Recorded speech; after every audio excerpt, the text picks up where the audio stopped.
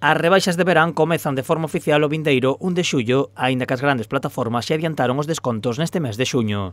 Unha estratexia coa que non poden competir os pequenos comercios, xa que aplicar os descontos tanto tempo deixaos con pouco marxe de beneficio. O precio de venta ao público incluye os impostos que pagamos, as tasas, os servicios, todo eso incluye o precio de venta ao público.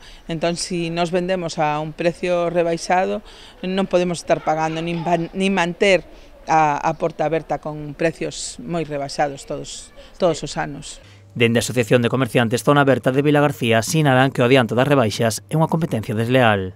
E que non ten sentido, eles poden facer incluso manter roupa que hai durante o inicio da campaña, poñendo que son roupa de continuidade ou campaña de continuidade, e traer outro tipo de roupa que non estaba na tienda anteriormente, cousa que é ilegal.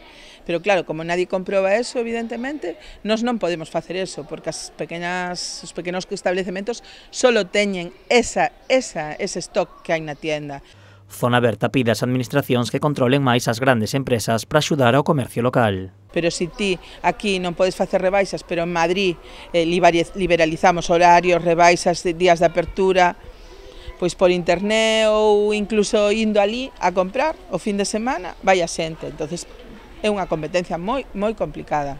Contra isto, o pequeno comercio advirte que continuará competindo coas súas bazas. A cercanía, o trato ao cliente, a calidade do produto, o asesoramento, a diferenciación, porque evidentemente non compras 25 produtos do mesmo con 25 tallas, con todas esas armas, simple e llanamente, nada máis. A pesar de que as grandes compañías adianten os descontos, dende Zona Aberta son optimistas e agardan ter unha boa campaña de rebaixas. Campaña que se estenderá dende 1 de xullo ata o 31 de agosto.